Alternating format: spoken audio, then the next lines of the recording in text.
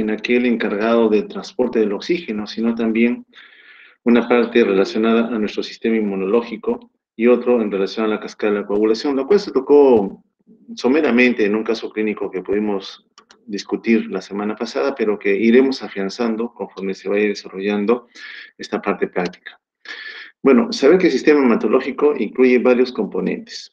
Uno, asociado a estirpes celulares, en donde clásicamente reconocemos a los eritrocitos, los leucocitos y las plaquetas como determinantes en relación a mantener un equilibrio en relación al transporte de oxígeno, a mi sistema de defensa y en relación a la cascada de la coagulación y a la respuesta inflamatoria.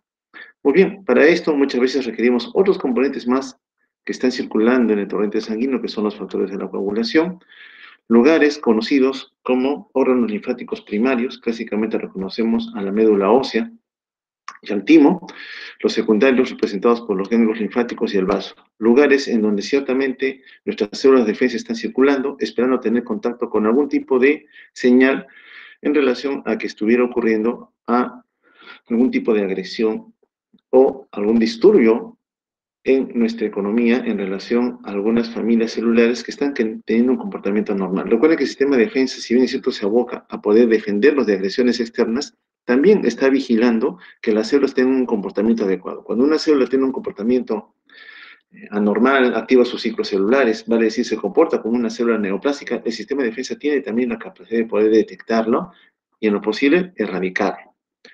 Muy bien, la patología del sistema hematológico básicamente se concentra en dos procesos. Un aumento o disminución en el número de los componentes que hemos señalado anteriormente, o que estando en número suficiente, la función que desarrollan no es la adecuada. Entonces, sobre eso se concentra la patología del sistema hematológico. En general, cada uno de estos va a estar asociados a procesos en donde por alguna condición tenemos un número mayor de esos componentes. En el caso de los glóbulos rojos lo conocemos como policitemia. Sí, pero si es glóbulo rojo, médicamente preferimos llamarlo eritrocitosis, porque cuando hablamos de policitemia estamos hablando que las células que están en el torrente sanguíneo se han incrementado, pero no distinguimos si son glóbulos rojos o si se trata de leucocitos. Tradicionalmente se le llama policitemia, en otros escenarios van a encontrar el nombre poliglobulia, pero igual glóbulo rojo, glóbulo blanco, son glóbulos al final de cuentas. Entonces, una recomendación es mejor decir la familia que está comprometida, eritrocitosis, un aumento en la masa eritrocitaria. En el caso que fueran los leucocitos, evidentemente estos se pueden incrementar como una reacción a un estrés agudo, supongamos un proceso infeccioso, un proceso inflamatorio, no necesariamente asociado a infección. Recuerden que la inflamación es un acompañante de la infección, pero no toda inflamación está asociada a un problema infeccioso.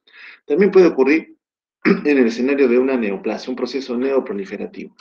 En relación a las plaquetas y factores de coagulación, un aumento en el trabajo podemos hablar de que un paciente tiene un estado hipercoagulable, tiene una tendencia a formar coágulos. Los estados de disminución de la función, bueno, evidentemente una disminución de la masa eritrocitaria se asocia a anemia, una disminución en la capacidad de acción que tienen los leucocitos, hablamos de inmunodeficiencia, y en el caso de que se asocie a un trastorno en el recuento de plaquetas, en los factores de coagulación, hablamos de un estado hipocoagulable, como ocurre en la coagulación intravascular diseminada. Muy bien, el hecho de tener pocos glóbulos rojos, nosotros lo representamos con una denominación. Decimos, este paciente tiene anemia. ¿Cómo se producen los síntomas clásicos en anemia? Básicamente van a ir asociados con la menor oferta o delivery de oxígeno. Sabemos bien que el delivery de oxígeno está asociado al contenido arterial de oxígeno multiplicado por el gasto cardíaco. Lo revisamos en una variable ya. Ahora bien, este contenido arterial de oxígeno es muy representativo de la cantidad de oxígeno que está unida a la hemoglobina. Por tanto, esta proteína que está dentro de los eritrocitos, es decir, me permite el transporte adecuado de oxígeno, clásicamente va a ayudarme a entender por qué se desarrollan signos y síntomas asociados a su disminución. Lógicamente, también puede ocurrir lo mismo en desórdenes funcionales. Vale decir, tengo un nivel de hemoglobina óptimo, muy bueno, supongamos un valor de 15, más que normal. Sin embargo, esta hemoglobina, por algún proceso que esté involucrando su capacidad de unión al oxígeno, este es entorpecido. Por ejemplo, si en el torrente sanguíneo hubiera una mayor cantidad de monóxido de carbono, el monóxido de carbono tiene mayor afinidad que la hemoglobina. ¿Tengo hemoglobina en cantidad suficiente? Sí, pero ahora hay un gas cuya capacidad de unión a la hemoglobina es mayor. Por tanto, no permite o no le da lugar suficiente al oxígeno a unirse adecuadamente a la hemoglobina. ¿Qué sucede entonces? No tengo transporte de oxígeno, a pesar de que mi nivel de hemoglobina es normal. A eso hablamos de un desorden funcional. ¿Cómo ocurre normalmente la compensación en un paciente en estado de anemia? Bueno, va a depender. ¿De qué depende? De la rapidez con la cual haya disminuido la masa eritrocitaria. Vimos un caso en el blog del Face, en donde notamos un paciente que agudamente había perdido una cantidad importante de sangre. Su hemoglobina de ingreso era de 4. Y clásicamente vimos una serie de síntomas que lo iban acompañando, que finalmente lo lleva a un escenario de emergencia. Bueno, mi pregunta cuando vemos la compensación es decir, ¿qué órganos me ayudan a controlar el oxígeno y a favorecer su distribución? En ese momento digo, bueno, los órganos que clásicamente ayudan a que el oxígeno se distribuya adecuadamente está representado por la bomba cardíaca, el corazón y el sistema circulatorio. Por tanto, si por alguna condición disminuye la masa eritrocitaria, ¿qué tendría que hacer el corazón para mantener la oferta de oxígeno? Hacer ciclos cardíacos más acelerados, entonces mi paciente va a ser taquicardia. En segundo lugar, ¿quién me ofrece oxígeno para que pueda unirse a la hemoglobina? Los pulmones, evidentemente. Entonces, ese paciente va a estar hiperventilando, va a hacer más ciclos respiratorios con el fin de introducir más y más oxígeno con el objetivo de que pueda unirse a la hemoglobina. ¿Quién más? Los riñones. Es evidente que los riñones también ayudan a manejar el transporte adecuado de oxígeno a la periferia. ¿Y a través de qué? A través de la síntesis de una hormona conocida como eritropoyetina, la cual actúa a nivel de la médula ósea y favorece la maduración de los glóbulos rojos. Muy bien, ¿cómo responde el corazón entonces normalmente en un paciente con anemia? Si es que esta es aguda, se ha suscitado en forma rápida, es evidente que ese paciente va a venir con taquicardia. En el paciente crónicamente enfermo, la taquicardia no es tanto un acompañante, salvo que el paciente desarrolle actividad física. Vale decir, un paciente en reposo, crónicamente enfermo, a lo largo de meses u años, ha presentado una disminución en la masa eritrocitaria, no va a ser muy sintomático. ¿Por qué? Porque su organismo se ha adaptado a tener niveles bajos de hemoglobina. Salvo que se agregue una situación de estrés, y ante esa situación de estrés, cuando el cuerpo le pida mayor oferta de oxígeno y nutrientes, no va a poder cumplirlo, por tanto, vamos a ver que el simpático se va a estar activando de forma continua hasta que se agoten las reservas de catecolaminas. Muy bien, la desviación del flujo, si es que es agudo, es evidente, el simpático se ha activado, causa intensa vasoconstricción en aquellos territorios en donde no necesito que haya flujo de sangre. ¿Cuáles son esos? Las vísceras, lo hemos comentado, y también la piel. Por tanto, el paciente va a estar pálido, como lo vimos también en el caso viñeta que les presenté en el blog del Face. Muy bien, ¿puede ver la presencia de disnea? Es decir, la sensación de falta de aire. Evidentemente que sí, porque si tengo menos oferta de aquel transportador que me lleve el oxígeno a la periferia o los órganos que lo necesitan, es evidente que el paciente va a sentir una sensación de falta de aire cada vez que decide hacer algún tipo de actividad física. Estando de reposo, muchas veces el paciente está tranquilo, pero ni bien se está movilizando, aunque sea algunos pequeños pasos dentro de su habitación, su casa, donde se encuentre, evidentemente va a activar una señal en donde se va a detectar que hay poca oferta de oxígeno. ¿Y qué son los riñones? Bueno, reiteramos, sintetizan una hormona conocida como eritropoyetina, la cual se encarga de estimular a nivel de la médula ósea la maduración de glóbulos rojos. Muy bien, entonces un paciente con anemia, es decir, una afección en uno de los componentes muy importantes a nivel de torrente sanguíneo, que son los eritrocitos, evidentemente va a venir acompañándose de una serie de síntomas, pero a la par que yo lo recibo al paciente, tengo que definir cuál sería la causa que ha llevado a esa disminución en la masa eritrocitaria. Muy bien, generalmente la menor cantidad de eritrocitos en el torrente sanguíneo o la función que no le corresponde normalmente incluye tres procesos. En primer lugar, una disminución en la producción de eritrocitos. Una disminución, en donde tenemos que identificar por qué estaría produciéndose menos eritrocitos. Recuerden ustedes que la fábrica de eritrocitos está en la médula ósea. Entonces, esta podría ser secundaria a un problema medular. Algo le está pasando a la médula ósea, que está dentro de los huesos. Algún tipo de anormalidad, alguna patología. De repente el paciente es irradiado, de repente tiene un proceso tumoral que está infiltrando la médula ósea y está desplazando las células madre. Por tanto, al tener menos células madre, no tengo oportunidad de producir eritrocitos en la cantidad suficiente. Puede ser secundaria también a que tengo deficiencia en eritropoyetina. El paciente con insuficiencia renal crónica, aquel paciente que tiene ya una alteración en el nivel de parénquima renal, no puede sintetizar cantidades suficientes de eritropoyetina, por tanto no hay un estímulo para la producción de masa eritrocitaria. También podría tratarse que tengo menos materia prima. No tengo vitamina B12, no tengo folato o no tengo hierro, Lo cual, clásicamente, a pesar de que la fábrica esté buena, si no hay materia prima para que me garantice producir una buena cantidad de masa celular, tanto eritrocitos como glóbulos blancos, evidentemente tendría algún tipo de señal anormal en el torrente sanguíneo que se expresaría, en el caso de la masa eritrocitaria, con la presencia de un cuadro de anemia. Muy bien, puede ser que la fábrica está muy bien, hay materia prima, la fábrica es competente, produce una masa eritrocitaria adecuada, pero está ocurriendo una pérdida de los eritrocitos. Significa que yo podría estar enfrentando dos procesos. Uno de sangrado, que yo puedo ver, como el caso del paciente, está haciendo deposiciones negras, señal de que está perdiendo volumen sanguíneo del tubo digestivo, o de repente un paciente que le sale de un trauma abdominal o torácico cerrado, está acumulando un contenido sanguíneo en alguna estructura corporal, el espacio pleural, por ejemplo, el espacio peritoneal, en donde no veo el sangrado, pero evidentemente por el trauma sospecho que hay una acumulación de sangre ahí. Entonces, un sangrado puede llevar también a una pérdida de eritrocitos.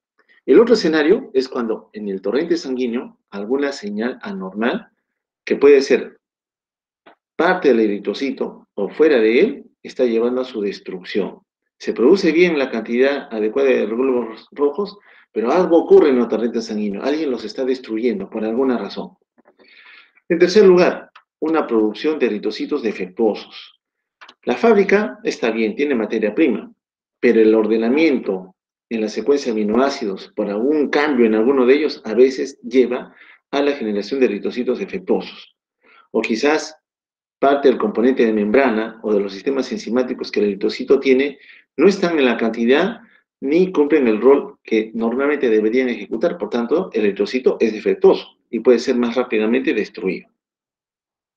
Entonces, las causas de la anemia en general van a ir asociadas a desórdenes renales, en donde tengo una disminución de eritropoyetina. Si tengo menos eritropoyetina, es evidente que la médula ósea dentro de los huesos no va a tener el estímulo adecuado para producir la masa eritrocitaria, ni el componente asociado a los glóbulos blancos en la calidad que normalmente debería ejecutar. Entonces, son problemas de la médula ósea. ¿Quiénes generalmente me favorecen esto? La suma de una disminución en la falta de vitamina B12, disminución en la falta de folatos, disminución en la falta de hierro. Al final, ¿qué voy a tener? Defectos en el número de glóbulos rojos y muchas veces también a nivel de los glóbulos blancos con algunas particularidades.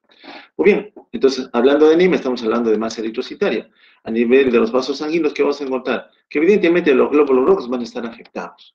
Van a estar afectados porque o se están perdiendo o se están destruyendo. En forma general, serían los procesos que uno ve asociados al componente asociado a la anemia.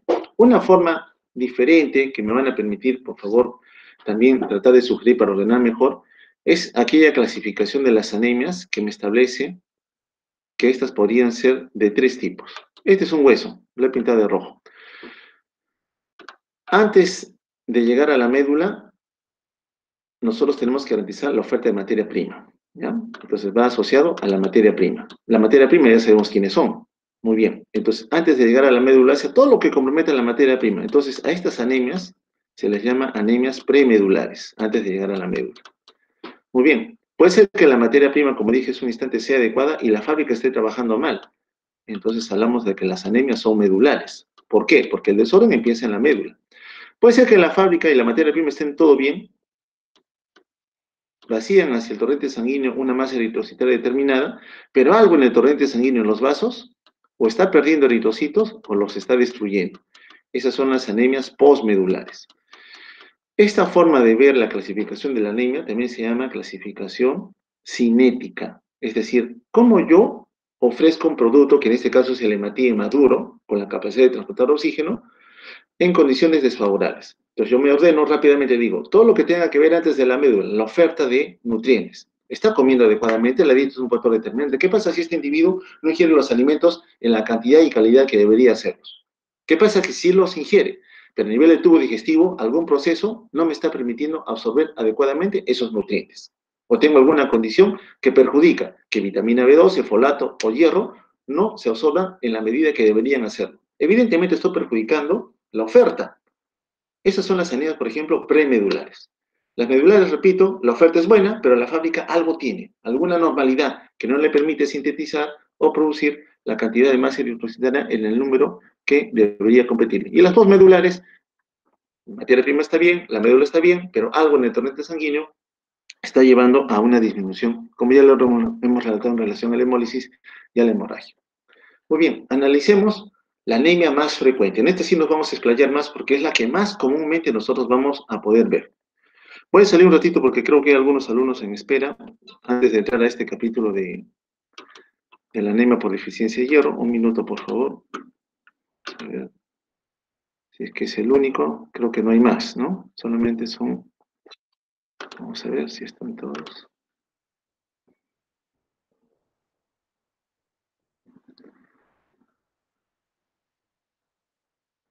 Muy bien, creo que ya son todos. Vamos a ver. Lo que vamos a discutir ahora a ciencia cierta sí es la anemia que comúnmente vamos a ver en la mayoría de escenarios médicos. Esa anemia asociada a deficiencia de hierro es la que comúnmente vamos a enfrentar. Por tanto, debemos estar bien empapados de todos los procesos fisiopatológicos que acompañan a su aparición. Muy bien, creo que ya no hay nadie más y para la hora, sinceramente, yo creo que ya se hubieran conectado. Muy bien, sigamos entonces. Anemia por deficiencia de hierro. Recordemos que el hierro es un elemento necesario para la función y producción de ¿quién? De la hemoglobina. El hierro es un elemento clásico de la hemoglobina, pero no es la única proteína de la cual va a formar parte. Sabemos que la hemoglobina está dentro de los eritrocitos y esto le va a permitir a ese eritrocito tener la forma y color rojo que característicamente la reconocemos y por tanto también el color rojo que acompaña a una muestra de sangre. Sin hierro, es decir, si tenemos poca oferta de hierro, ese eritrocito se va a poner pálido. Y ese cambio en el tono rojo que normalmente tiene el eritrocito le llamamos hipocromía. ¿Ya? Hipocromía. Y ese eritrocito, como estamos viendo que la hemoglobina permite también dar su forma, se va a poner más pequeñito. Le llamamos microcítico. Entonces, esto en relación al color y al tamaño me permite hacer otra clasificación, ya no premedular, medular, postmedular, que es la cinética que me lleva a la síntesis y producción de glóbulos rojos. Esta es la clasificación morfológica, la forma.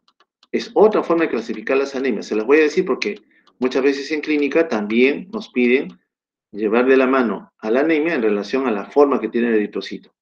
Bueno, si el eritrocito tiene un tamaño, una forma normal, decimos que es normocítico. ¿Ya? Normocítico.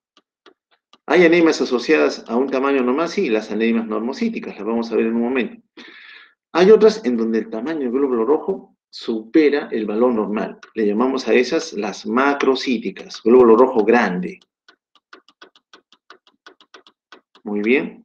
Hay otras en donde el glóbulo rojo tiene un tamaño menor al que normalmente le corresponde. Son las microcíticas. A la cabeza, la causa más frecuente de las microcíticas es cuando tengo hierro en menores cantidades, que es la que estamos tratando ahora. Entonces, una forma de clasificar a las anemias en relación al tamaño del glóbulo rojo es esta de aquí, conocida como clasificación morfológica. Macrocítica, normocítica o microcítica. Muy bien, en el caso de la anemia por deficiencia de hierro decimos que el eritrocito se torna pálido, hipocrómico, ¿ya? Menos color, y pequeño microcítico. Muy bien, ¿qué hay del hierro? Bueno, el hierro es un oligoelemento muy importante para nosotros, esencial para la vida, porque trabaja en procesos de óxido-reducción. ¿En dónde lo vemos? En el ciclo de Krebs, muy importante porque ahí es donde generamos energía, la respiración celular a nivel mitocondrial, en donde también participa en el transporte de electrones en los citocromos. También está presente en las catalasas, peroxidasas y oxigenasas. Recuerda tú de que cuando hablamos de situación de estrés, en donde había un fenómeno de desequilibrio oferta-demanda, la economía llevaba a la producción de mayor cantidad de radicales libres en el tejido en donde estuviera ocurriendo esa injuria. Muy bien, esos radicales libres que normalmente se producen son degradados por estas enzimas. El hierro es necesario para activar esas enzimas, entonces son un componente de defensa que me ayuda a mí a contener aquellos procesos que podían lesionar la función celular. Su metabolismo es controlado por un potente sistema regulador. Lógico, si es un elemento vital, estamos viendo, para generar energía lo necesito, al igual que también para defenderme de algunos metabolitos que ciertamente serían tóxicos para la célula, tengo que regular bien su concentración en la sangre. Muy bien, participa entonces, en resumidas cuentas, en reacciones metabólicas, asociadas a transferencia de electrones y en el transporte de oxígeno. En general, para mí, estamos hablando de que es necesario para generar ATP. la mayor cantidad de hierro se halla en los hematíes, pero no es el único componente celular que tiene hierro. Dos compartimientos acumulan hierro. Uno funcional, siempre está en movimiento, siempre se está recambiando. ¿En dónde lo encuentro? Ya hemos señalado uno, la hemoglobina. ¿Y dónde está la hemoglobina? Dentro del eritrocito. ¿En dónde más se encuentra el hierro? A nivel de la mioglobina, un componente a nivel del músculo esquelético. También está en la transferina, una proteína de transporte que se encarga de llevar el hierro a la economía, donde se necesite. ¿Y dónde más se encuentra el hierro? En las enzimas, porque es un cofactor, acelera los procesos metabólicos, los procesos enzimáticos. Muy bien, este es el hierro que siempre está en continuo trabajo, ¿ya? Siempre se está utilizando para cumplir una determinada tarea a nivel celular. Y el otro hierro se ha depositado en diferentes tejidos, en la forma de ferritina o como hemosiderina, si es que la concentración es sumamente elevada. Bueno, del total de hierro que nosotros movilizamos, porque siempre está movilizándose, siempre se está recambiando, perdón, solo perdemos una pequeña cantidad. ¿En dónde lo perdemos? En las heces, en la orina y en el sudor. Prácticamente el ser humano pierde pequeñas cantidades, porque todo lo que se está utilizando en el cuerpo de una persona se vuelve a reutilizar. Se destruyó una proteína, por ejemplo, o el eritrocito llegó al fin de su ciclo de vida, esos productos de la degradación del mismo se van a volver a utilizar. Aún así, perdemos pequeñas cantidades en algunos fluidos como son las heces, la orina y el sudor, menos la mujer. La mujer vamos a ver que tiene una pérdida adicional en tanto se encuentra en edad fértil a través de la menstruación. Entonces la mujer, por este efecto de la menstruación, pierde una cantidad mayor a la que el varón normalmente va a perder, o la mujer que ya dejó de ser fértil, es decir, que ya no tiene ciclos menstruales. Muy bien, el hierro tiene la capacidad de poder aceptar y donar electrones. Siempre está con una tendencia a interconvertirse entre su forma férrica, valencia 3, y su forma ferrosa, valencia 2. Esta de acá, esta forma de presentación de hierro para nosotros es determinante. ¿Por qué? Porque este hierro, en su forma ferrosa, es el que va a permitir ser absorbido e introducido al enterocito. Es decir, iniciamos el proceso que va a favorecer su desplazamiento hacia el torrente sanguíneo, donde se le necesite. Necesitamos el fierro en la forma ferrosa. Por eso es que muchos pacientes con anemia, cuando son manejados y está claramente evidenciada que la anemia es de tipo ferropénica, le damos sales ferrosas, no le damos férricas, le damos ferrosas, con el fin de favorecer que directamente ese hierro que esté en ese fármaco en particular pueda ser rápidamente absorbido. Bien, una vez que logra su acceso al torrente sanguíneo, va a ser componente de los citocromos, repetimos, moléculas que van a permitir a mí utilizar el oxígeno, y otras enzimas más en donde actúa como un cofactor. Entonces son varias las funciones que el hierro va a desarrollar en cada momento. Y el rol protector que les señalaba para contener la producción continua de los radicales libres. Muy bien, entonces el hierro es importante. ¿Y qué sucede si es que por alguna condición el paciente le estamos dando más del que necesita? Un ratito. Normalmente la materia prima por donde ingresa, por vía entera, es la vía natural. Entonces el cuerpo sabe, así tú le ofrezcas grandes cantidades, cuánto va a absorber. Va a absorber lo que necesita. Entonces, ¿en qué momento puede aumentar la cantidad de hierro? Cuando tú malamente, en lugar de evaluar bien al paciente, a veces muchos dicen, necesito un suplemento, quiero consumir más o menos, y tú le indicas por vía parenteral el hierro.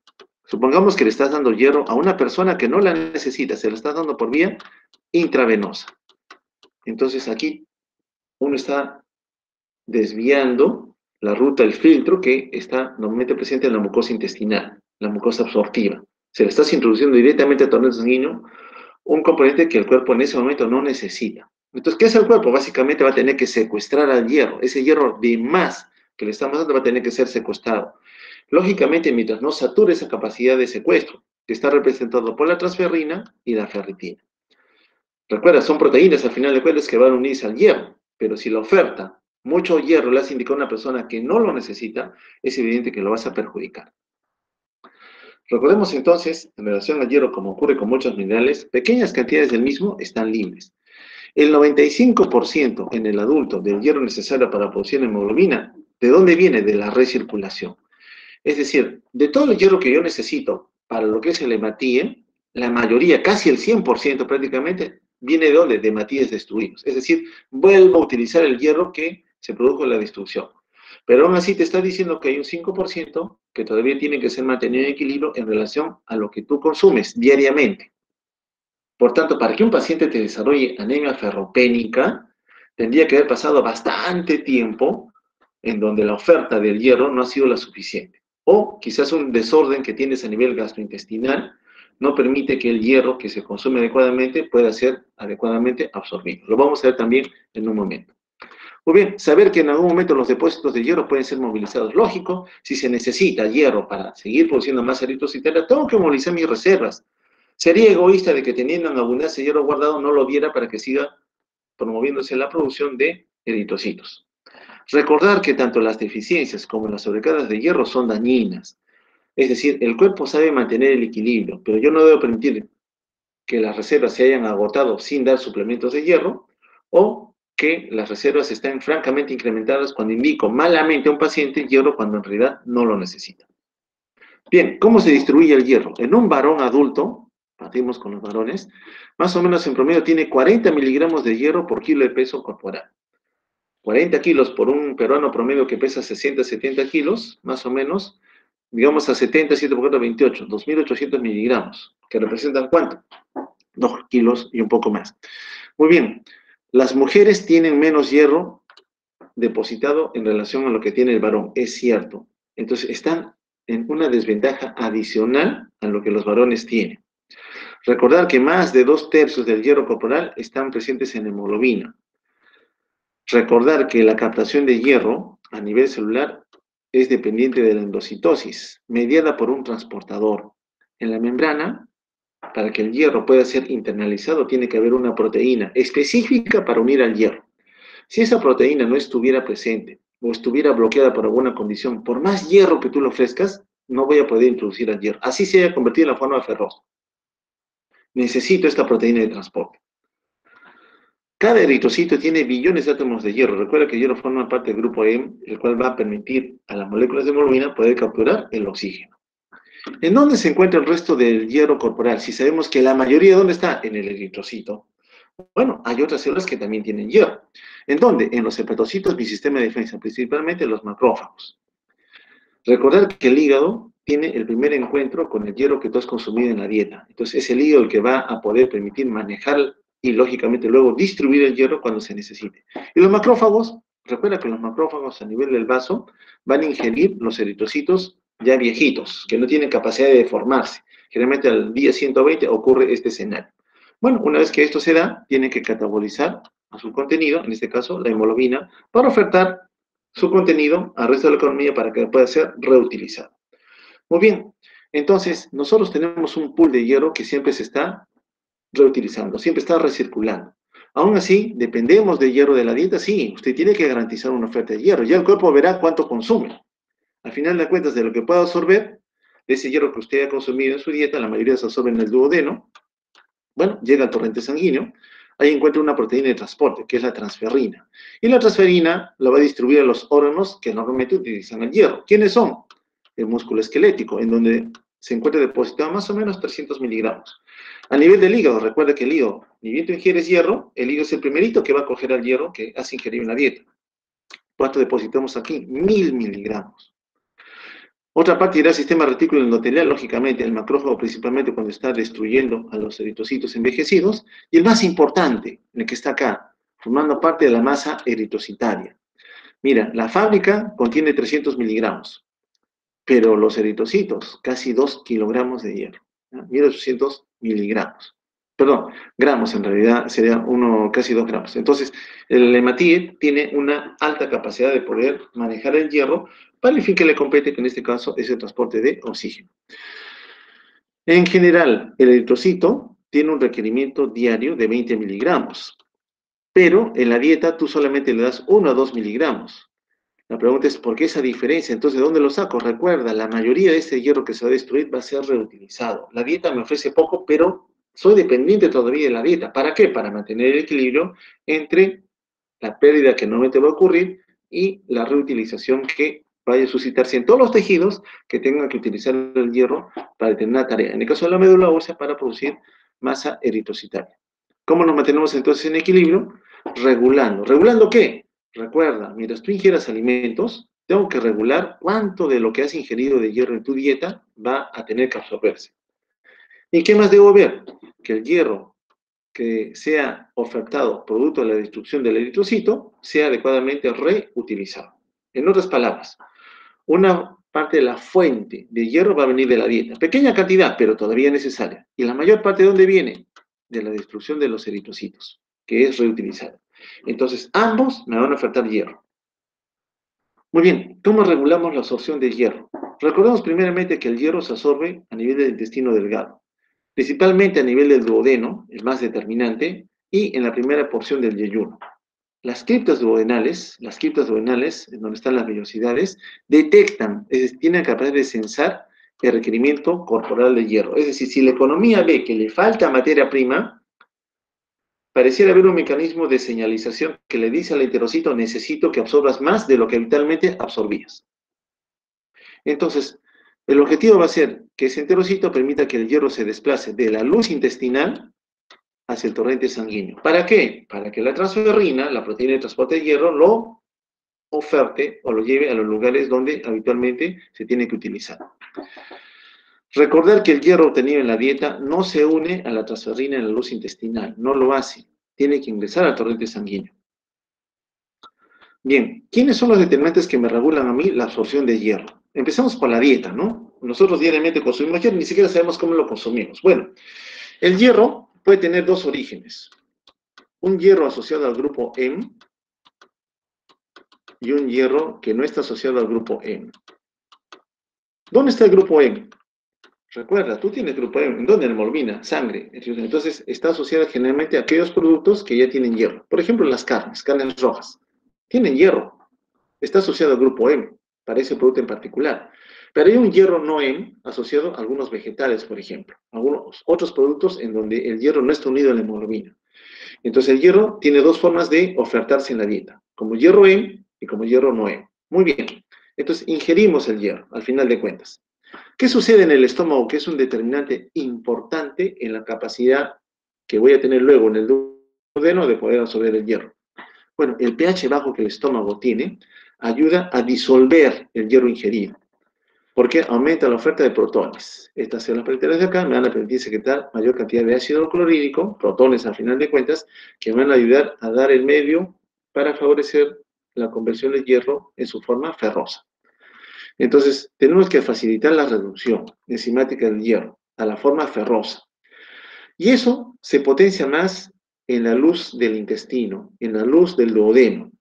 Allí, en ese enterocito que tiene un borde en cepillo, en esta porción apical existe una enzima conocida como reductasa férrica. Esta es la que favorece en un ambiente rico en protones la conversión del hierro de la forma férrica valencia 3 a la forma ferrosa valencia 2. Muy bien, ¿para qué es importante esa conversión? Porque justamente aquí, en la luz pegadita, hay un transportador de metales divalente. Es decir, solo trabaja cuando el metal tiene valencia 2. No trabaja cuando tiene valencia 3 ni valencia 1.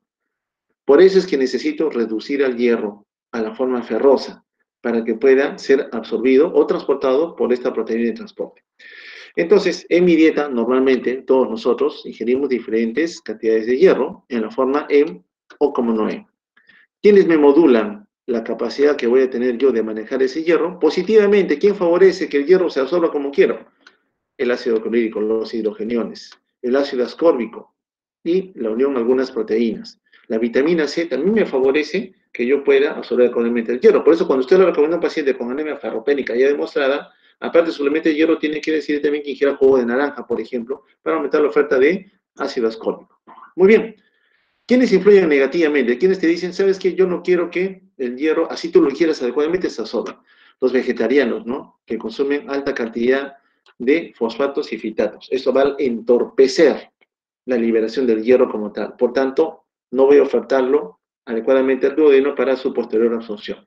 Bueno, al final el hierro, idealmente ya favorecida su conversión, llega hasta el duodeno. Aquí está el borde en cepillo y está encontrando a la ferroreductasa. ¿Y la ferroreductasa qué va a hacer? Va a reducir el hierro de la forma férrica a este de acá, que es la forma ferrosa. Muy bien, ya lo convirtió en su forma ferrosa. Ahora bien, aquí está la proteína de transporte, el transportador de membrana o de metales divalentes tipo 1. ¿Qué es lo que hace? Agarra el hierro en la forma ferrosa y lo mete al interior del enterocito. Función importante. Ya en el interior del enterocito existe ferritina, ¿ya? Y la ferritina, esta de acá, es una proteína de almacenamiento. Va a guardar el hierro. ¿Y para qué la guarda? Porque en un momento va a haber una vía de señal que le diga al enterocito, oye enterocito, ¿sabes qué? Quiero que me des el hierro que tienes guardado. Sí, va a ocurrir ese escenario. ¿Y cómo sale el hierro de ahí? Bueno, si no está depositado, está como hierro libre el citoplasma del enterocito, tiene que salir también por una proteína que lo va a expulsar hacia el lado vasolateral. ¿Quién es? La ferroportina. La ferroportina ya pasó a la forma ferrosa, ya llegó aquí, pero como tal no me sirve. Para que yo lo pueda transportar, necesito que otra vez regrese a la forma férrica. ¿Y quién se encarga de eso? La ceruloplasmina. La ceruloplasmina va a permitir potenciar la efastina para que el hierro regrese a la forma férrica. ¿Y para qué me importa que regrese a la forma férrica? Porque una vez que está en la forma férrica, una proteína de transporte, conocida como transferrina, coge al hierro y se lo lleva. Si no lo conviertes a la forma férrica, no vas a poder transportarlo. Entonces, ¿es necesario que se cumpla todo este proceso para que el hierro llegue a los lugares ya donde tiene que actuar? Sí, es un proceso largo. Pero mira, todo lo que estamos viendo aquí, hasta este momento, todo este escenario que hemos relatado desde la dieta y lo demás, en la clasificación cinética de las anemias sería una premedular. Entonces, todo aquel proceso que perjudique este escenario, yo le voy a decir, la causa de anemia es de tipo premedular. Algo en la dieta, en la cantidad, en la calidad. La dieta es buena, pero no hay producción de ácido clorhídrico. Está ingiriendo usted algunos vegetales o algún desorden a nivel de la superficie de absorción, me está perjudicando la absorción del hierro. Puede ser que tenga alguna parasitosis, por ejemplo, una yardiosis que está tapizando la mucosa del duodeno y no permita que haya suficiente cantidad de superficie de absorción, ¿cierto? Ustedes han hecho un poquito de parasitología, quizás han visto algunos de estos parásitos. O puede ser que en el escenario de una cirugía de resección le has quitado duodeno, estás restando área de absorción, por tanto menos hierro vas a tener para hacer ofertar la economía. Todos esos escenarios se pueden suscitar al final de cuentas. Muy bien, el hierro del grupo M es captado por un proceso diferente. A veces el hierro es una macromolécula, no es el hierro orgánico que lo tenemos nosotros aquí de la forma férrica pasada a la forma ferrosa, al final es un metal finalmente que va a ser desplazado. ¿Qué pasa con el hierro M? El M es una molécula grande. Entonces sí se llega a absorber, pero el proceso en sí que involucra su absorción no es claramente conocido. Muy bien. Entonces tenemos al enterocito que está capturando el hierro y el enterocito dice, bueno, la economía en este momento no necesita hierro. ¿Qué hago yo, enterocito? Bueno, lo tengo que guardar. ¿Y cómo lo guardo? Bajo la forma de ferritina, como lo vimos hace un instante.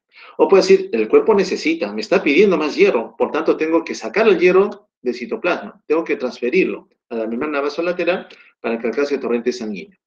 Entonces, una cosa es pasarlo de la forma férrica a la forma ferrosa, ya sabemos quién lo convierte en la reductasa férrica, luego convertida en la forma ferrosa, ingresa por su transportador correspondiente. Si hay mucho en exceso en la economía, lo guardo como ferritina. Necesita la economía, libera el hierro. Una vez que se absorbió ya, se convierte en su forma férrica, que es la que finalmente va a buscar a quién? A la transferrina de transporte. Se lo va a llevar a otros órganos de la economía. Muy bien. Entonces, sabemos que es importante la capacidad que debemos tener de poder absorber el hierro en la dieta. Sí, es importantísimo, lo necesitamos. Entonces, ¿quién regula la cantidad de hierro que se tenga que absorber? Existen tres mecanismos que me deberían entender el proceso. En primer lugar, estos mecanismos tendrían que trabajar con la mucosa intestinal. Recuerda que la mucosa tiene un sistema de transporte que me va a permitir capturar el hierro. Pero ¿qué ocurre si tu organismo ya tiene hierro en abundancia? Suficiente. Claramente tiene que haber alguna vía de señalización que le diga enterocito, no necesito que absorbas nada. Oye, pero en la luz intestinal tengo bastante hierro. No, no necesito, suficiente ahora. La condición contraria, el cuerpo tiene necesidad de hierro, le ordena al enterocito, esa vía de señalización no es muy clara, pero hay una proteína que la vamos a ver al final, que pareciera estar embrucada, le indica que mejore la absorción de hierro y que se lo libere rápidamente hacia la membrana vasolateral para que sea distribuido por la transferrina. Otro escenario es cuando por alguna condición estamos detectando que la cantidad de hierro corporal ha caído. Es decir, los depósitos están sensando que tienen espacio libre para hierro. Entonces, también envían vías de señalización para decir que tengamos que absorber más hierro. Finalmente, pareciera que a nivel medular, médula ósea, también existiría un sistema de señalización. La médula, la fábrica, lógico. Oye, ¿quieres que produzca más eritrocitana? Necesito que me des más. Decirle al enterocito que permita una mejor absorción del hierro. Entonces, todos estos mecanismos trabajan, en otras palabras, con una célula diana, el enterocito. ¿Qué le dicen? Que tienes que aumentar o limitar la absorción de hierro. ¿Según qué? Según la necesidad, según tu requerimiento, a nivel de la médula ósea, de los depósitos o de los tejidos diana que utilizan normalmente el hierro. Bien, ¿en qué causas entonces se favorecerá que yo tenga la necesidad de absorber más hierro? A la cabeza, cuando tú tengas una anemia por falta de hierro. Lógico, si tienes un eritrocito pequeñito, una hemoglobina en 8, y el glóbulo rojo está con poco tono rojo, es decir, es hipocrómico, evidentemente tu primera sospecha, una anemia por deficiencia de hierro. En ese momento, todos esos procesos que hemos señalado anteriormente se van a activar. ¿Para qué? Para favorecer que el hierro pueda ser internalizado. Otros procesos, las talasemias. Recuerda que la hemoglobina tiene 2 cadenas alfa, 2 beta, ¿cierto? En las talasemias falta una, o una alfa, o una beta, o 2 alfa. Entonces tienes una proteína inadecuada. ¿Para qué? Para transportar oxígeno. Si tú tienes una deficiencia de algunas de las cadenas, lógico es que esa proteína final, la hemoglobina, no va a tener toda la capacidad de transporte de oxígeno. Anemias diseritropoyéticas, es decir, en alguna condición es el eritrocito el que está trabajando inadecuadamente, a pesar de que la cantidad de hemoglobina sea adecuada para garantizar la oferta de oxígeno a la economía. Anemias sideroblásticas. A veces tenemos demasiada cantidad de hierro y eso deforma al eritrocito. El eritrocito no es capaz de poder moldearse. Cuando el eritrocito está circulando en la economía, cambia su morfología según el vaso donde se encuentre. No siempre se mantiene de forma bicóncava. A veces se tiene que poner más delgado para adaptarse al diferente lecho circulatorio por donde esté finalmente viajando para ofertar oxígeno. Muy bien, ¿cómo es el transporte del hierro? Ya hemos visto ya, el depósito es ferritina, el transporte se da por la transferrina. Y esta proteína de transporte se sintetiza ¿en dónde? En el hígado, en el hígado. Muy bien, ¿qué capacidad tiene la transferrina? Tiene 2 sitios de unión al hierro en su forma férrica, repito, no es forma ferrosa la que absorbiste, porque es la forma férrica la que permite la unión a esta transferrina. Muy bien, cuando no tiene hierro se llama apotransferrina, cuando ya tiene hierro se llama recién transferrina. Normalmente todos nosotros, en este caso ninguno de ustedes tuviera un cuadro de anemia, tenemos 1/3 de la capacidad de unión de esta transferrina ocupado con hierro. Vale decir, tenemos 2/3 que no están ocupados por hierro. Pero cuando tú tienes un aumento en la oferta, es claro que va a haber mayor unión. Cuando tengas una deficiencia, ya no va a ser 1/3, será 1/4, 1/5, 1/6 de tu capacidad de unión. Entonces, es importante tener en cuenta ese valor, porque muchas veces cuando uno quiere evaluar la anemia, dosa cómo están estas proteínas para determinar si efectivamente estamos o no frente a una anemia por deficiencia de hierro. Muy bien, entonces el hierro ya fue absorbido, ya se está transportando por la transferrina. ¿Cómo es que finalmente la célula captura el hierro?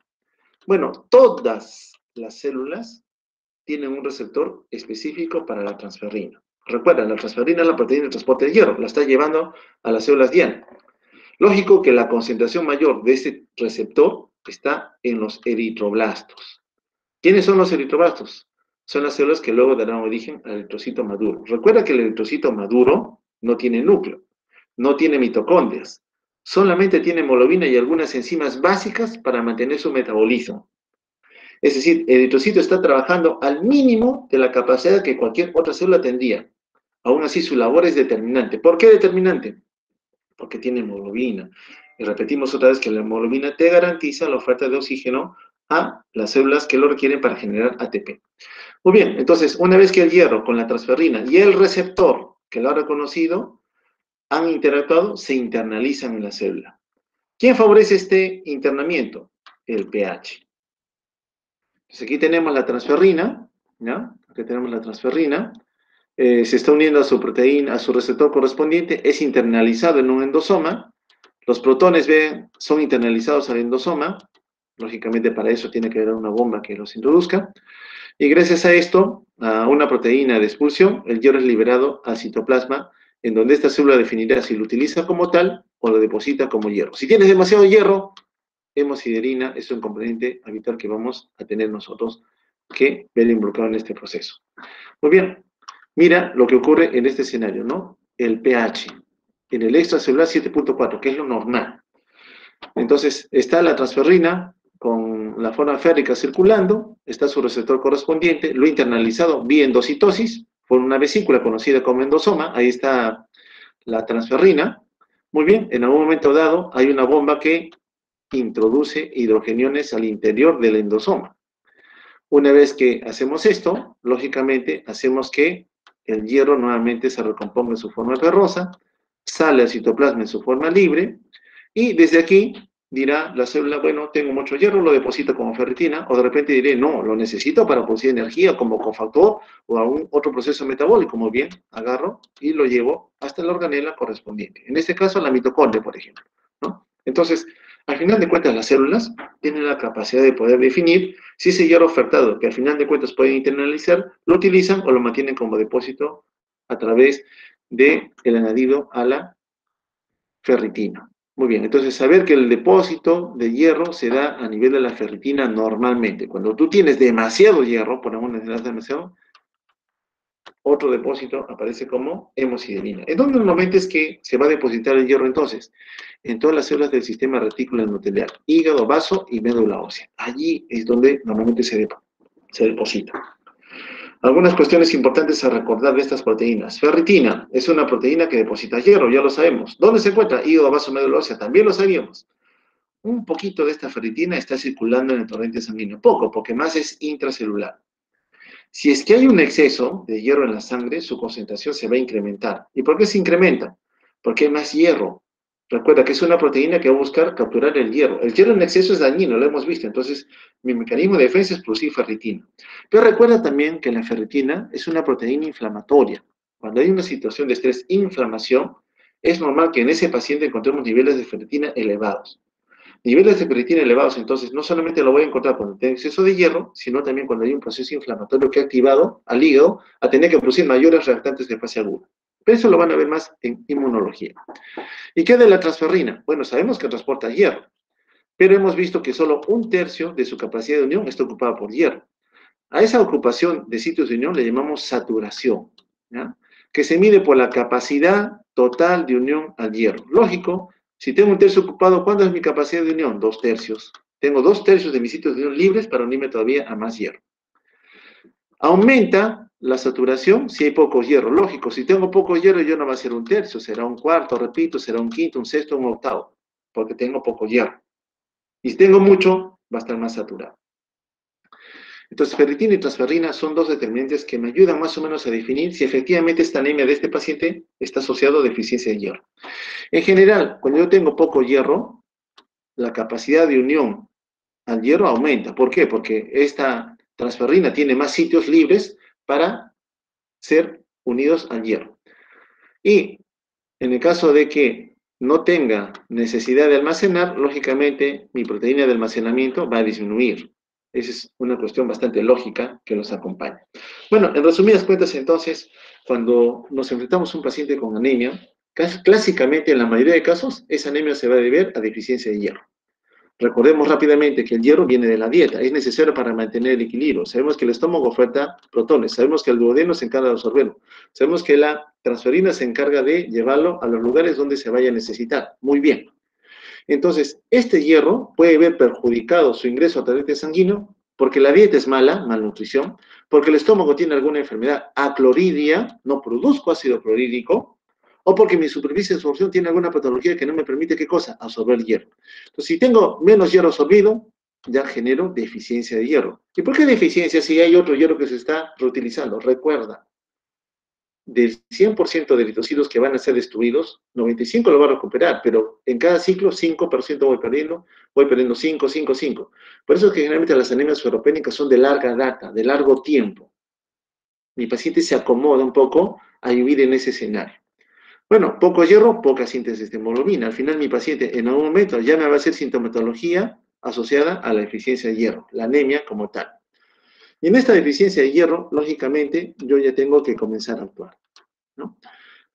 Otro escenario no es tanto por la dieta. La fábrica la ha producido bien, la oferta al torrente sanguíneo, ¿ya? La oferta al torrente sanguíneo, pero algo en la sangre, algo está contribuyendo a su destrucción. Es decir, la oferta, la fábrica, bien, pero a nivel del lecho vascular, condiciones asociadas al hematí están llevando a su destrucción o de repente alguna ruptura en un vaso a la pérdida bajo la forma de hemorragia.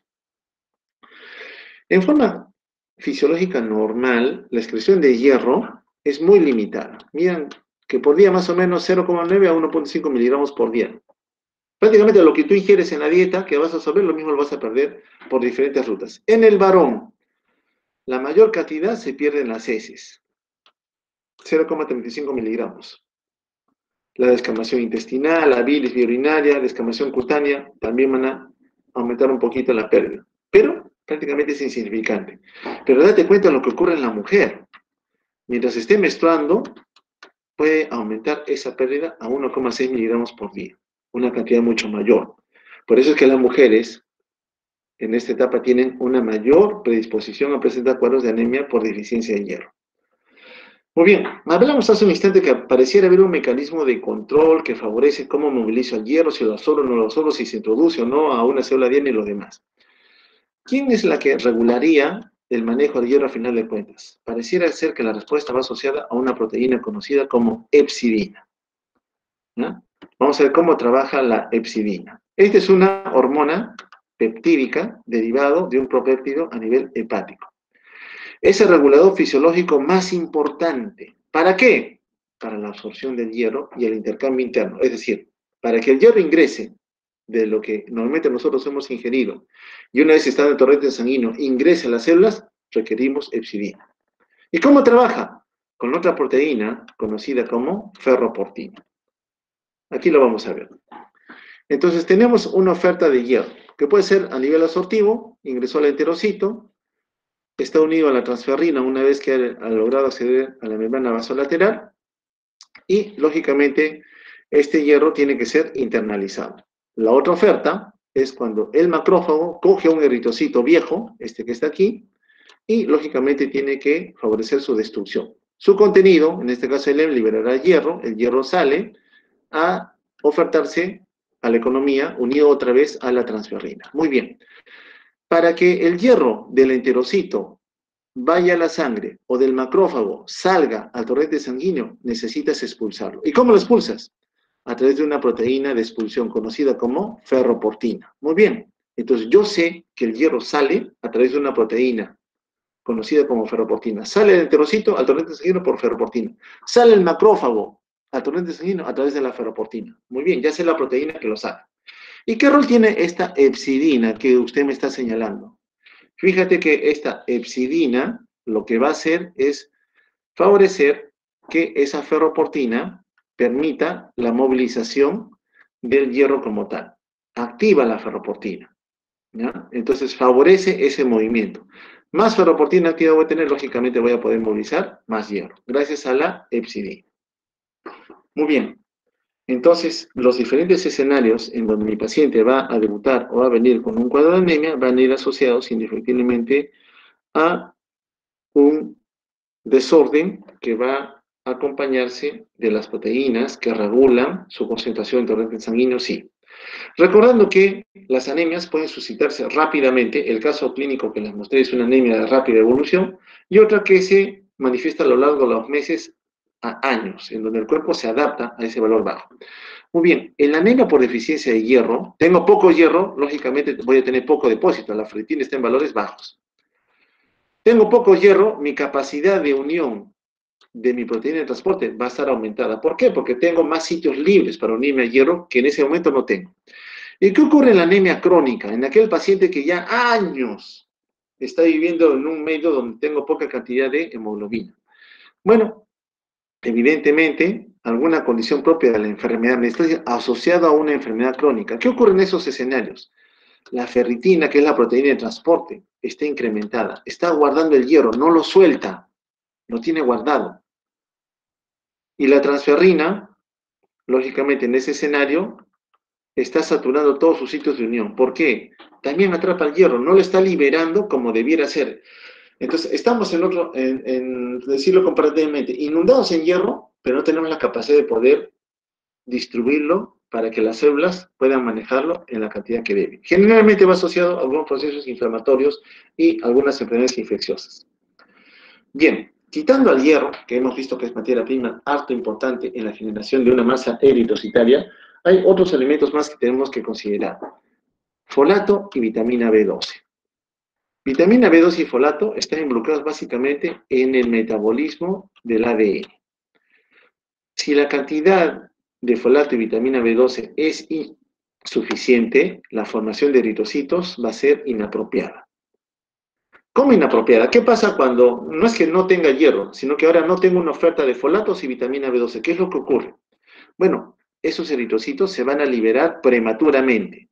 Es decir, voy a sacar a la economía a eritrocitos inmaduros, eritrocitos jóvenes, que todavía no han madurado. Y esos eritrocitos, a diferencia de los eritrocitos maduros, son más grandes. Entonces, cuando yo tengo una deficiencia de folato y vitamina B12, mis eritrocitos, que normalmente tendrían este tamaño, voy a liberar a los eritrocitos más jovencitos, tienen un mayor tamaño.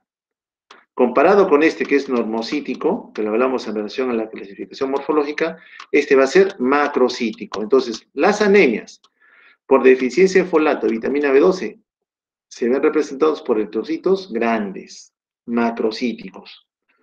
Ahora bien, ADN no solamente necesito para producir eritrocitos, también lo necesito para producir leucocitos. Entonces, los glóbulos blancos también se van a ver afectados. ¿Y cómo? Normalmente, un polimorfo nuclear es polisegmentado, su núcleo es polisegmentado. Más o menos así es el núcleo. Pero cuando tengo deficiencia de folato, vitamina B12, ¿qué es lo que voy a encontrar? Que el núcleo está polisegmentado. Yo veo eso en la microscopía, en un extendido de sangre, una gotita de sangre que corre en un vidrio portaobjeto, vamos a ver de que los glóbulos blancos van a tener esta precesión. Glóbulo rojo con glóbulo blanco y presegmentado, yo a la cabeza digo, o le falta B12 o le falta folato. Pues yo tengo un paciente con anemia y el reporte me dice, son eritrocitos grandes, pero también te digo que los glóbulos blancos, los polimorfos blancos están polisegmentados. Yo a la cabeza digo, a este paciente le falta B12 o ácido fólico. ¿Cómo lo diferencio? Ah, acá viene el problema. El paciente no está consumiendo los dos. A veces deje consumir uno, folatos, o deje consumir otro, vitamina B12. Folatos, vegetales. B12, algunos vegetales, pero también algunos productos animales, pescado, hígado, por ejemplo. Muy bien. Saber que clínicamente, cuando tengo deficiencia de vitamina B12, mi paciente hace síntomas neurológicos. Cuando tengo deficiencia de folato, ese paciente no te hace síntomas neurológicos. Bueno, ¿cuáles son las causas de la deficiencia de folato o de vitamina B12? Que comes poco, tu dieta es inadecuada. Lógico, igual que el hierro, comes poco, no estás ofreciendo menos materia prima. Que la demanda por alguna condición se ha incrementado. ¿Y cuándo aumenta la demanda? En el caso de la mujer, cuando está embarazada, lógico, tiene un nuevo ser en crecimiento que demanda más, ahí va a tener mayor requerimiento de folato y vitamina B12. O si es que tienes un proceso tumoral. Recuerda que la célula tumoral busca su propia subsistencia. Va a generar más ciclos celulares, mayor replicación, por tanto te va a pedir más oferta de folato y vitamina B12. ¿Por qué? Porque folato B12 favorecen más síntesis de ADN y esa célula tumoral también necesita sintetizar su propio ADN. ¿En qué otro escenario va a haber deficiencia? Cuando la absorción es inadecuada. Especialmente cuando algo está afectando al hilo terminal. ¿Por qué el hilo terminal? Porque este es el lugar que la B12 utiliza para ser absorbido. Si algo perjudica la función del hilo terminal, ten seguridad de que no vas a absorber vitamina B12. ¿Qué sucede si al paciente por una cirugía de una isquemia mesentérica le resecaron todo el hilio? Ese paciente, así tú le des buena ingesta de vitamina B12, no tiene cómo absorberla. Drogas, metotrexato, son antifolatos, por ejemplo. Estas perjudican el metabolismo del ácido fólico. Muy bien, ¿cómo identifico la causa? Si quiero saber si es por uno o por otro, especialmente con vitamina B12. Hay una prueba que se conoce como test de Schilling, que lo voy a relatar rápidamente. La prueba consiste en que a un paciente le das ingerir vitamina B12 radiactiva, marcada. Y a la par le inyectas también vitamina B12 por vía parenteral. Estás usando acá la vía enteral, la vía natural de ingreso, lo va a consumir, pero recuerda que es radioactiva, y por este lado vas a usar la vía intramuscular. O sea, vas a aplicarlo por dos rutas. Muy bien. Normalmente la vitamina B12 a nivel del estómago se une a un factor que se produce aquí conocido como factor intrínseco. Juntas, vitamina B12 y factor intrínseco llegan al hilo terminal y se absorben. Ese es el circuito natural. Llegan al torrente sanguíneo y una vez que llegan al torrente sanguíneo, van a buscar a sus células diana con las cuales normalmente interactúan para que puedan utilizarlas. ¿Pero qué encuentran? Que los receptores para vitamina B12 ya están ocupados. ¿Por qué? Recuerda, al paciente tú le inyectaste también vitamina B12 por vía intramuscular. Como se le inyectaste ese producto, ya interactuó con sus células. Para cuando la B12 radiactiva llega, o sea, ya se absorbió y está llegando, no tiene con quién interactuar. Entonces, ¿qué pasa con la B12? Se va por la orina. Y como es radiactiva, tú puedes ver ese exceso en la orina. Con esta gráfica lo vamos a entender mejor. Entonces, a un paciente le hago un test de Schilling. Quiero saber si hay deficiencia de vitamina B12 y cuál sería el mecanismo. Muy bien. ¿Qué es lo que haces primero que nada? Le das por vía intramuscular una dosis de vitamina B12. Recuerda que esa B12 ya se va a absorber y va a llegar a interactuar con sus órganos diana. Y por otro lado, le das vitamina B12 radiactiva. Entra al estómago, se encuentra con el factor intrínseco, se une a él, llega al hilo terminal y se absorben los dos. Se absorben los dos. Pero para cuando llega al tejido diana, el tejido diana ya está ocupado. ¿Por quién? Por esta vitamina B12 que previamente la has aplicado. Entonces, ¿qué pasa con esta vitamina B12 radiactiva? Se va por el riñón. ¿Qué te está diciendo esta ruta al final de cuentas? ¿Qué te está explicando? ¿Sabes qué? El intestino está trabajando bien. No hay problema porque está produciendo factor intrínseco que permite la absorción y el hilo terminal también está bien. En otras palabras, lo normal, cuando tú haces esta prueba, es que aparezca vitamina B12 radiactiva en la orina. Te dice, todo el proceso está bien. Vamos a este otro escenario. Igual, a otro paciente le inyectas vitamina B12, la normal, la no radiactiva. Y por otra ruta le das a ingerir vitamina B12 radiactiva. Pero ¿qué ocurre? No hay factor intrínseco. Si no tiene factor intrínseco, no se va a absorber. ¿Ya? Y cuando tú examines la orina, no vas a encontrar vitamina B12 radiactiva. ¿Qué te está diciendo? Algo está afectando la absorción. Tu trabajo es definir, ¿será porque falta factor intrínseco, una anemia perniciosa, por ejemplo? Hay enfermedades autoinmunes en donde tu sistema de defensa te ataca a ti mismo. ¿Y con quiénes interactúa? Con las células de la mucosa gástrica. ¿Qué hace ahí? Destruye a las productoras de factor intrínseco. No hay factor intrínseco, no hay B12 que absorbas, anemia perniciosa. El otro es que algo ocurre en la superficie de absorción a nivel del hilo terminal. Así el factor intrínseco no se absorbe. ¿Qué enfermedades son generalmente, repito? La anemia perniciosa a la cabeza. Entonces, en el test de Schilling no vas a encontrar en orina B12 radiactiva. ¿Por qué? Porque algo ha afectado su absorción. Muy bien, hasta aquí creo que se puede entender.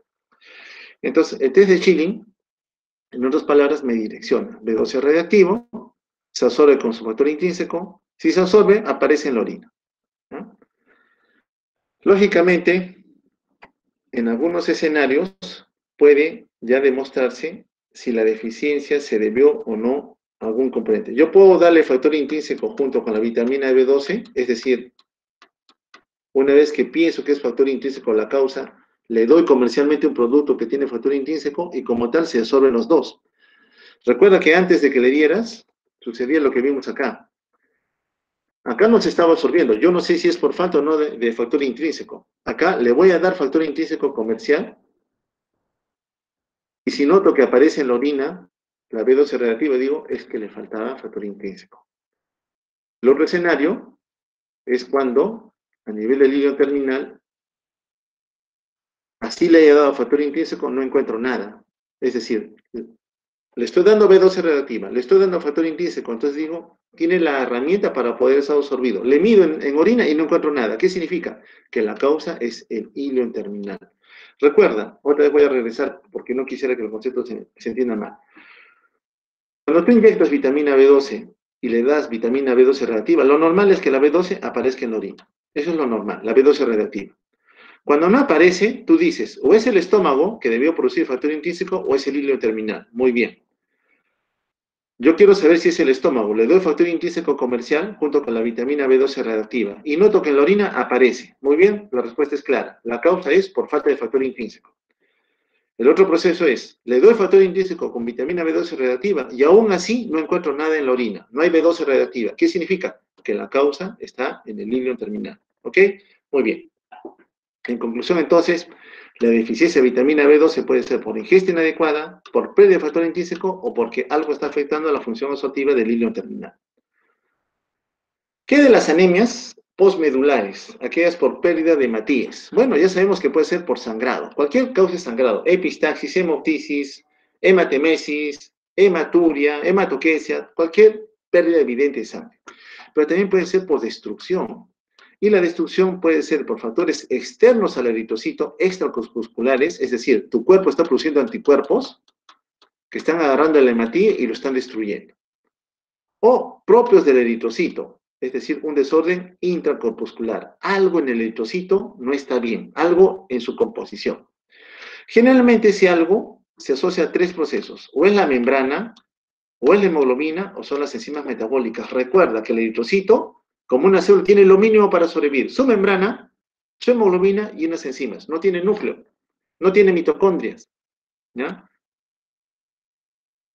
Él solamente vive de la oferta que tú le vayas a dar. Entonces, los componentes del eritrocito y sus patologías pueden estar en la membrana, y que clásicamente encuentran la membrana que lleve a su destrucción. Cuando el eritrocito, en lugar de ser bicóncavo, es una esfera. Es una esfera. No se va a adaptar al medio donde va circulando. La esferocitosis va a llevar a la destrucción precoz del eritrocito, hemólisis. Otro, que la hemoglobina no sea la normal o que le falte alguna cadena, también va a ocurrir hemólisis. Otra, que tengas deficiencia de alguna enzima. Clásicamente, dos enzimas que el eritrocito necesita regularmente. La glucosa 6-fosfato de deshidrogenasa y la piruvatoquinasa. La deficiencia de estas enzimas también lleva a su destrucción precoz. Un dato importante en las anemias es que cuando el cuerpo necesita masa eritrocitaria, la necesito para transportar oxígeno, la médula dice como sea, sacaré las formas juveniles. Y una forma juvenil que normalmente libera es el reticulocito. Es el precursor del hematíe maduro. Este reticulocito todavía tiene núcleo. ¿Dónde voy a ver que hay mayor liberación de reticulocitos? Cuando hay una pérdida aguda, cuando el paciente está perdiendo reciencito, sangre rápidamente, hemorragia, hemólisis, los reticulocitos van a salir a ayudarte, ¿ya? Recuerda que aquí se detecta pérdida de glóbulos rojos, la eritropoyetina aumenta su estimulación en la médula ósea, como sea la médula ósea trata de responder produciendo más glóbulos rojos, y como hay mayor demanda, aumenta la cantidad de formas juveniles, en este caso los reticulocitos. Recuerda que las premedulares van asociadas a alguna afección en la oferta o algún fallo en la misma médula, que finalmente pueden llevar a problemas en la producción de glóbulos rojos que van a verse expresados con el recuento de los retículos, que son formas juveniles o inmaduras. Y ya con esta terminamos. Recuerda que a nivel hematológico, el desorden clásicamente más representativo para nosotros en clínica es la anemia, y de las anemias la ferropénica la más frecuente. Pero también los leucocitos pueden entrar en algún grado de disfunción. Recuerda que los leucocitos los reconocemos una función claramente de defensa. ¿Contra quién? Contra alguna agresión del medio externo y también interno. ¿Quién interno? Una célula tumoral, por ejemplo, está en tu cuerpo. Entonces, se vale muchas veces de sistemas de proteínas que tienen una respuesta inespecífica. Agarra una bacteria y se adhieren a su superficie. ¿Con qué objetivo?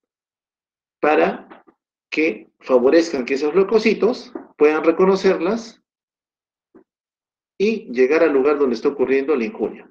Para ello, este sistema de proteínas conocidas como complemento no solamente se van a unir a la bacteria, al patógeno, sino también que van a favorecer que este leucocito pueda moverse del lugar donde está. ¿Dónde está? En el torrente sanguíneo. Para eso tiene que movilizarse, adherirse al endotelio, migrar fuera del endotelio y llegar al lugar donde está ocurriendo la lesión. Para eso tienen que tener capacidad de movimiento y de poder engullir al patógeno que está cubierto por algunos fragmentos del complemento. Una vez que ha ocurrido esto, tiene que destruir al patógeno. Eso es lo normal de tu sistema inmune. Pero existen patológicamente algunos desórdenes. Sí, algunos escenarios donde este individuo tiene poco complemento o produce pocos anticuerpos, te genera enfermedad. Algunos escenarios donde, a pesar de que hay complemento, ese leucocito no se moviliza adecuadamente, se adhiere mal a la superficie endotelial. U otro donde no puede movilizarse o no puede engullir al patógeno. U otro en donde la destrucción dentro del leucocito, por ejemplo, los macrófagos, es ineficiente. Por ejemplo, la tuberculosis. O tengo sistemas enzimáticos de destrucción, como las mieloperoxidasas, en cantidad insuficiente. Entonces, esos desórdenes acompañan también a disfunción a nivel de los leucocitos.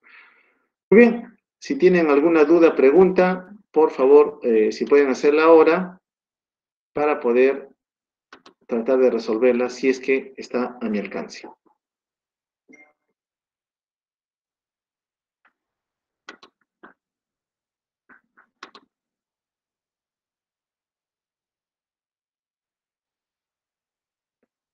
Pareciera que no.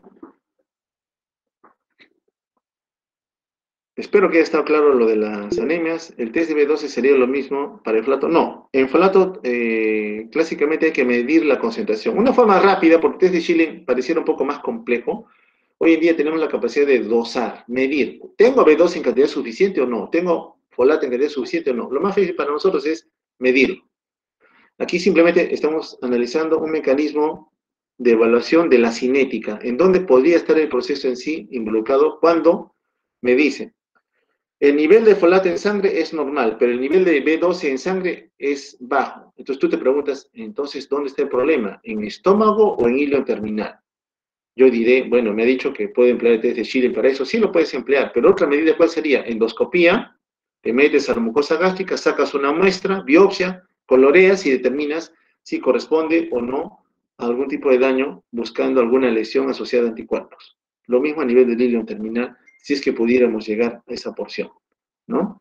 Entonces, hoy en día hay otras herramientas, no solamente las que he señalado, para poder definir si hay alguna lesión en la mucosa gástrica que me explique por qué no tengo la capacidad de poder absorber B12. Pero el primer paso, una vez que te dice el laboratorio, son glóbulos rojos grandes, tienes glóbulos blancos polisegmentados, tú dices, para mí es una megaloblástica. Y yo sé que la causa de megaloblástica o macrocítica son o por deficiencia de folato o B12. ¿Qué hago yo? Dos o los dos. El que me diga abajo, muy bien. B12, ¿cuál es su mecanismo de absorción? Ya sé que necesito factor intrínseco, ya sé que necesito hilo absortivo, pero siempre debe ir de la mano con el antecedente. Señor, ¿usted ingiere realmente una dieta adecuada, normal, equilibrada? O quizás no la tiene. Entonces, si no la tiene, lógicamente tú vas a más o menos a direccionar dónde estaría la causa del proceso y eso es lo que tendrías que corregir. Algunos vegetarianos estrictos, lógicamente, si ya por vía enteral no van a poder ingresar lo que quieren, necesariamente van a tener a recurrir mensualmente a recibir dosis de vitamina B12 por vía intramuscular, para garantizar que haya una oferta continua de esta vitamina necesaria para muchos procesos, dentro de los cuales hemos señalado es la síntesis de ADN. Así es como normalmente se hace. ¿Alguna otra pregunta?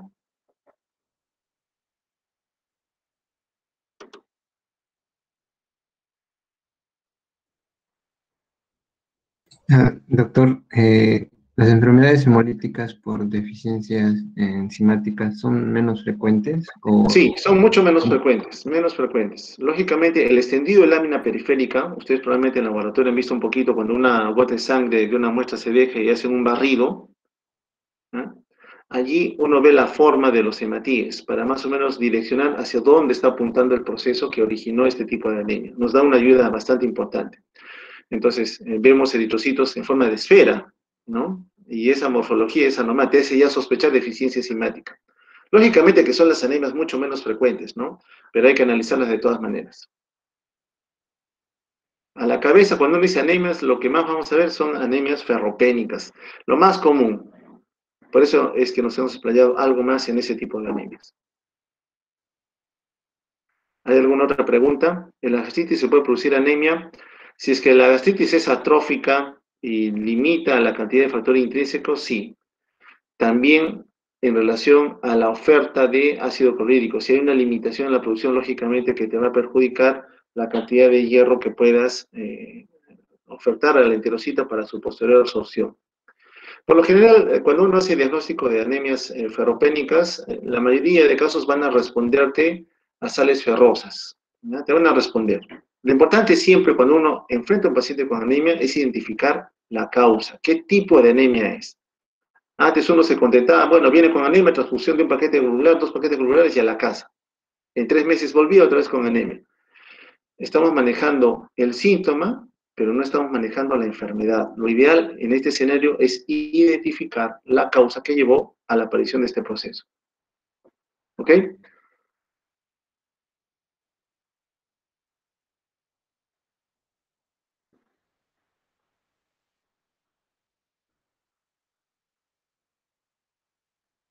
Muy bien. Entonces, si todo está bien y nos da tiempo, yo creo que en la tarde nos estamos encontrando para la clase de o mañana tenemos bastante que ver en lo que es fisiopato y farmacología también. No sé si podemos adelantar ya la clase de mañana para que tengamos más tiempo libre, a las 3, ¿está bien? ¿Están de acuerdo? O a través de sus delegados me confirman, por favor, ¿ya? Para ya mañana enfocarnos directamente en fisiopatología, la parte de la práctica y también en farmacología. Entonces, va a estar un poco saturado por todo eso. No sé si es factible para que tenga un poco más de tiempo y ganar también el día de hoy para hacer esa clase.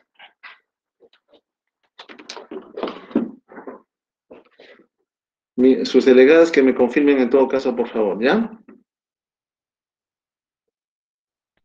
Muy bien. Entonces, ok, gracias. Nos estamos viendo. Muchas gracias, jóvenes. Cuídense. Hasta pronto.